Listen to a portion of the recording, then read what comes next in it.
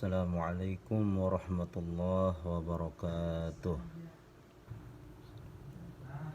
Alhamdulillah, alhamdulillahi rabbil alamin, wabihi nasta'in ala umurid dunya waddin, wassalatu wassalamu ala ashrafil anbiya'i wal mursalin, sayyidina wa maulana Muhammadin wa ala alihi wa sahbihi ajma'in, amma ba'd.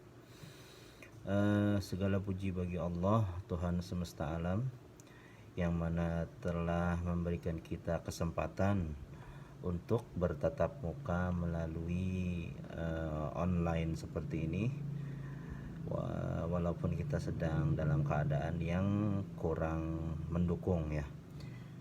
Oleh karena itu kita bertatap muka hanya melalui online.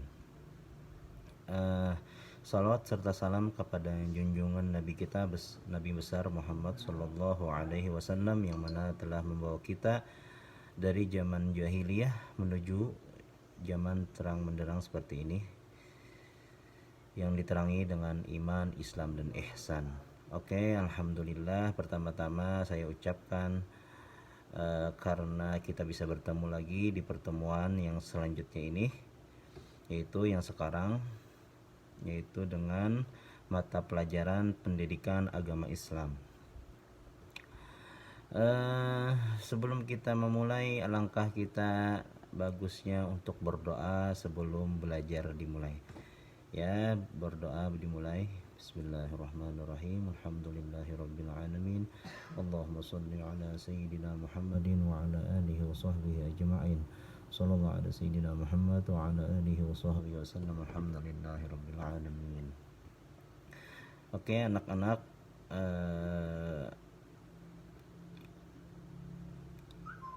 untuk selanjutnya, yaitu sebelumnya kita sudah belajar tentang yaitu iman kepada Rasul.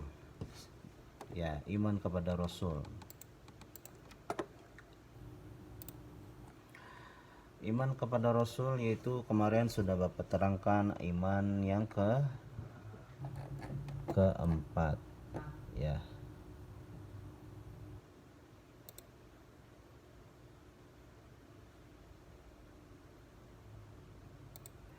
Iman yang keempat yaitu iman kepada Rasul. Kita wajib mengimani kepada nabi dan rasul-rasul, yaitu yang sesuai dengan hadis yang diriwayatkan dari Khalifah Umar bin Khattab, yaitu yang artinya, "Hai Muhammad, beritahukan kepadaku tentang Islam." Rasulullah menjawab, "Islam itu engkau bersaksi bahwa tidak ada sesembahan yang berhak disembah selain Allah, dan sesungguhnya Muhammad itu utusan Allah." Nah, yaitu apabila engkau mengakui Islam, apabila kamu mengakui Islam atau kita mengakui Islam, maka kita harus berhak mengakui, bersaksi bahwa tidak ada yang disembah terkecuali Allah, dan kita harus mengakui, yaitu iman yang keempat, bahwa Nabi Muhammad itu adalah utusan Allah. Nah, itu adalah makna daripada rukun iman yang keempat. Ya, selanjutnya kita akan mempelajari yaitu iman kepada hari akhir. Apa itu hari akhir? Hari akhir adalah maksudnya meyakini akan berakhirnya kehidupan dunia, dan setelah itu akan memasuki alam lain, dimulai dengan kematian dan kehidupan di alam kubur, untuk kemudian terjadinya hari kiamat, dan selanjutnya adalah kebangkitan dari kubur, dikumpulkan di padang mahsyar, dan diputuskan kita nanti masuk surga atau neraka. Itu adalah hari akhir. Ya, hari akhir itu bisa disebut dengan hari kiamat. Ya, apabila seorang itu sudah mati, maka dia menunggu hari kiamat itu di dalam kuburnya. setelah kita dikubur, nanti kita dibangkitkan dari kubur, dikumpulkan di padang mahsyar.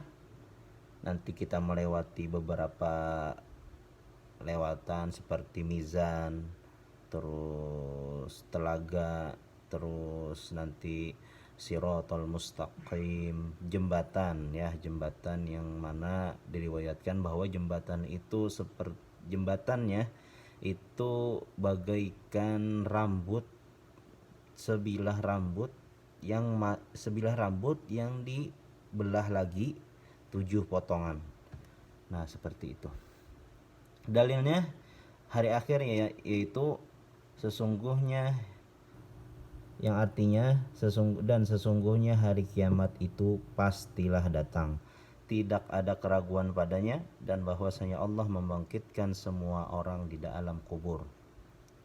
Wa anna sa'ata atiyatul la raiba fihi wa anna Allah yab'atsu man fil kubur. Terus dalilnya mengenai waktunya, waktu terjadinya hari kiamat.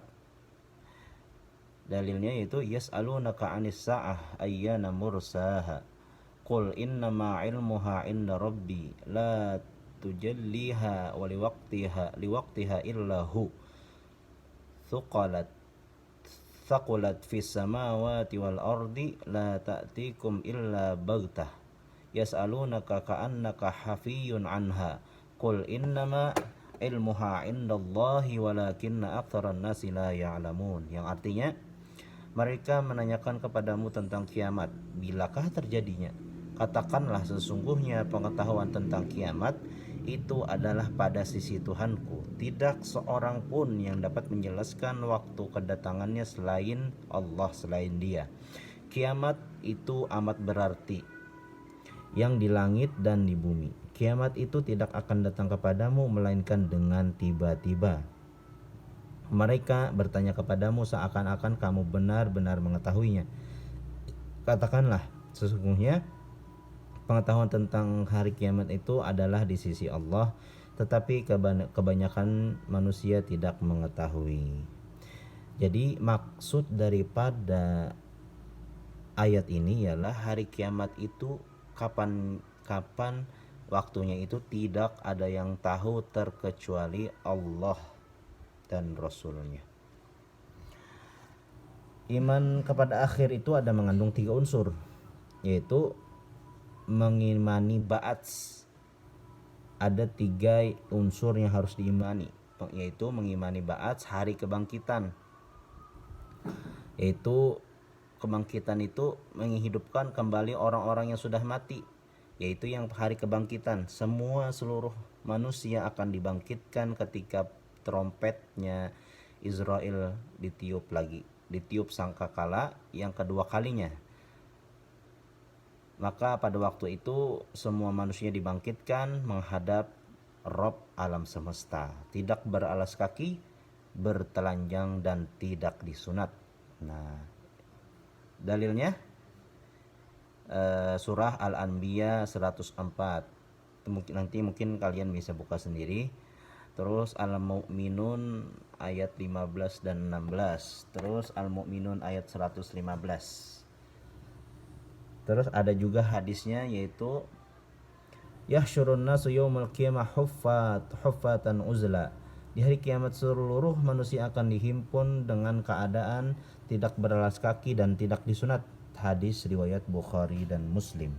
Ini bagi orang yang biasa, orang awam. Menurut riwayat bahwa orang yang soleh, betul-betul soleh itu tidak akan bertelanjang, dibangkitkan tidak akan bertelanjang. Mereka diberi pakaian yang sebaik-baiknya pakaian, mereka bersih dan sebaik-baiknya golongan yang ketika dibangkitkan pada hari kebangkitan itu. Terus pertama tadi mengimani hari mengimani kebangkitan, terus mengimani hisab.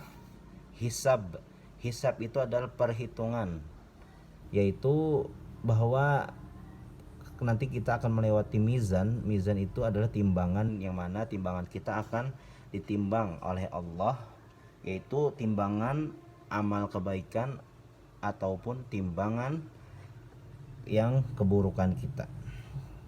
Itu semuanya ditimbang dan semuanya akan mendapat balasan daripada Allah dari amal buruk ataupun dari amal kebaikan. Terus mengimani surga dan neraka. Nah, 3 unsur tadi kita harus mengimaninya, yaitu nanti pada pos terakhir, yaitu manusia akan dibedakan yang mana manusia yang golongan masuk surga, yang mana manusia yang masuk neraka. Itu sebelumnya yaitu mizan tadi. Apabila timbangan amal kebaikannya itu banyak, maka dia masuk surga. Apabila timbangan keburukannya itu lebih banyak daripada timbangan kebaikannya, maka dia harus masuk neraka dulu baru masuk surga. Ya, istilahnya itu kalau di bandara itu transitnya. Dalilnya innal ladzina amanu wa amilus solihati ulaika hum khairul bariyah jazaohum 'inda rabbihim jannatu 'adnin tajri min tahtihal anhar khalidina fiha abada radhiyallahu anhum wa radu'an dzalika liman khasyiya rabbah. Yang artinya sesungguhnya orang-orang yang beriman dan mengerjakan amal soleh, mereka itu adalah sebaik-baik makhluk. Balasan mereka di sisi Tuhan mereka ialah surga Aden yang mengalir di bawahnya sungai-sungai. Mereka kekal di dalamnya selama-lamanya. Allah meridhoi terhadap mereka dan mereka pun ridho kepadanya. Yang demikian itu adalah balasan bagi orang-orang yang takut kepada Tuhannya. Nah, itulah. Para ulama, walaupun kita tidak tahu kapan waktu kiamat itu kapan muncul kiamat itu, kita tidak tahu. Akan tetapi Al-Quran itu menjelaskan tanda-tanda kiamat. Seperti ulama-ulama membagi tanda-tanda kiamat itu ada 2, yaitu tanda-tanda kecil. Tanda-tanda kecil itu seperti banyaknya masjid dibangun, masjid besar tapi jamaahnya sedikit, terus berbagai fitnah muncul, kurangnya amal kebaikan. Nah, seperti itulah. Terus banyaknya merajalela berbagai kemaksiatan di kalangan kita. Terus itu salah satu tanda-tanda kecil kiamat. Kalau tanda-tanda besarnya yaitu salah satunya saja, yaitu keluarnya Dajjal atau munculnya Imam Mahdi, munculnya Ya'juj Ma'juj, terjadinya 3 gerhana, yaitu terus keluarnya asap dari timur, diangkatnya Al-Quran dari bumi ke langit. Maksudnya diangkat itu adalah ketika kiamat akan muncul, maka di dalam kitab Al-Quran itu tidak ada sama sekali ayat-ayat, hilang ayat-ayatnya. Terus terbitnya matahari dari barat, munculnya binatang aneh, dan berkorbarnya api dari Aden yang menggiring manusia ke bumi Syam sebagai tanda besar yang paling terakhir. Itulah tadi tanda-tanda kiamat yang besar. Mungkin sampai sini dulu penjelasan Bapak. Mungkin nanti kalau ada yang ditanyakan silahkan share aja ke grup. Mungkin Bapak akhiri pertemuan kita hari ini dengan mengucapkan alhamdulillah. Ya, assalamualaikum warahmatullahi wabarakatuh.